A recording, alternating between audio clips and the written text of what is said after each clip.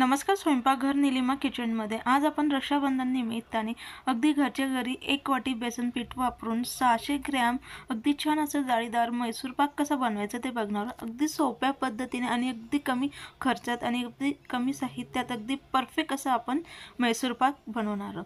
मैसूर पाक बनवण्यासाठी सर्वात प्रथम आपण सेट करण्यासाठी जे काही भांडं लागतं ते आपण सगळ्यात आधी सेट करून घेणार आहोत. तर इथे मी केक बनवायचा मोल्ड घेते. त्यानंतर त्याच्यावरती बटर पेपर किंवा आपल्याकडे बटर पेपर नसेल तर तेल किंवा तूप लावून घेतलं तरी काही हरकत नाही. जर आपल्याकडे ह्या पद्धतीचं मोल्ड नसेल तर आपण याच्या जागेवरती कुठल्याही प्रकारचं चौकोनी गोल भांडं वापरलं तरी काही हरकत नाही. त्यानंतर जे आपल्याला मैसूर पाकसाठी लागणारं बेसन पीठ आहे ते आपण आता गाळून घेणार आहोत. आता आपल्याला कितपत मैसूर पाक बनवायचं आहे त्यानुसार आपण पीठ घेऊन ह्या पद्धतीने चाळणीने गाळून जर आपण मैसूर पाकसाठी पीठ वापरलं तर खूप छान असं आपलं मैसूर पाक हा तयार होतो. तर लगेच इथं मी 1 कप बेसन पीठ म्हणजे 1 वाटी बेसन पीठ हे गाळून घेतले. लगेच त्याच्यामध्ये आपले मध्यम आकाराचे 2 ते 3 चमचे तेल घालून आपण आता याला व्यवस्थित पिठाला लावून घेणार आहोत. तेलाच्या जागेवरती आपण तुपाचा वापर केला तरी काय हरकत नाही. मैसूर पाक हा तुपामध्ये देखील बनवला जातो आणि तेलामध्ये देखील बनवला जातो. जे आपल्याला शक्य त्यानुसार आपण तेल किंवा तुपाचा वापर करून घेऊ शकतो. यामध्ये मी आता तेल घातल्यानंतर पिठाला व्यवस्थित ह्या पद्धतीने आपण आता चोळून घेतले म्हणजे एक व्यवस्थित आपल्या पिठाच्या कणाला आपलं तेल हे लागलं पाहिजे. आता आपलं हे पीठ तयार झालं. त्यानंतर लगेच आपण आता पुढची प्रोसेस बघून घेऊया. आता लगेचच गॅसवरती एक भांडं गरम करून घ्यायचं. भांडं गरम झाल्यानंतर आता ज्या वाटीने आपण पीठ घेतलं होतं त्याच वाटीने बरोबर 1.5 वाटी आपण आता हे आपलं नेहमीचं खाण्याचं तेल आपण वापरतोय. फक्त जे वास येणारं तेल असेल ते वापरू नका, म्हणजे मोहरीचं तेल यासाठी वापरू नका. त्यामुळे आपला मैसूर पाक हा व्यवस्थित होणार नाही. तेलाच्या जागेवरती आपण साजूक तुपाचा किंवा डालडा तुपाचा वापर वनस्पती तुपाचा वापर केला तरी काही हरकत नाही. त्यानंतर लगेच याच्यामध्ये आपण 1 ते 1.5 चमचे आता साजूक तूप घालून घेणार आहोत. आता आपण याला मंद आचेवरती अशाच पद्धतीने आता तेल हे गरम करायला ठेवणार आहोत. आता आपलं तेल हे गरम होत आहे. आता आपण हे तेल गरम झालेलं पुन्हा आणखी दुसऱ्या साईडला गॅसवरती गरम करायला ठेवून देऊया. तिकडे आपलं तेल गरम होतं आहे तोवर इकडे आपण आता त्यासाठी लागणारं सिरप तयार करून घेणार आहोत, पाक तयार करून घेणार आहोत.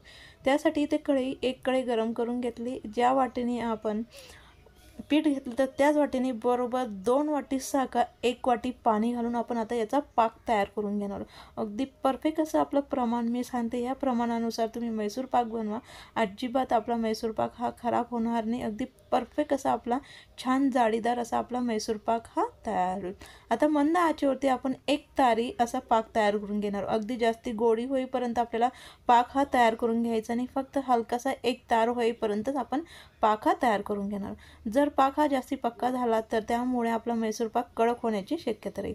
ह्या पद्धतीने आपण पाक हा चेक करून घ्यायचा. अगदी छान अशी 1 तार व्हायला लागली का लगेच त्या पाकाला व्यवस्थित आपण मिक्स करून घ्यायचा.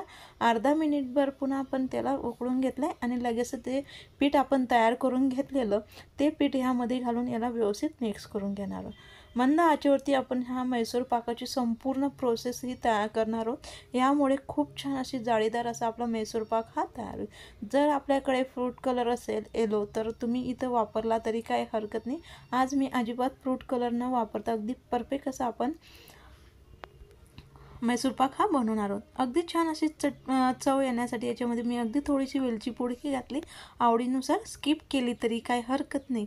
तर लगेच आपण याला व्यवस्थित मिक्स करून घेतले. अशा पद्धतीचे बॉल्स बुडबुडे यायला लागले तर त्यानंतर आपण जे साईडला गरम करून घेतलेलं तेल म्हणजे आता गरमच होतं आहे. गरम तेल आपण 1 चमचा घालत ह्या पद्धतीने हे तेल व्यवस्थित या मिश्रणामध्ये आपण मिक्स करत जाणार आहोत.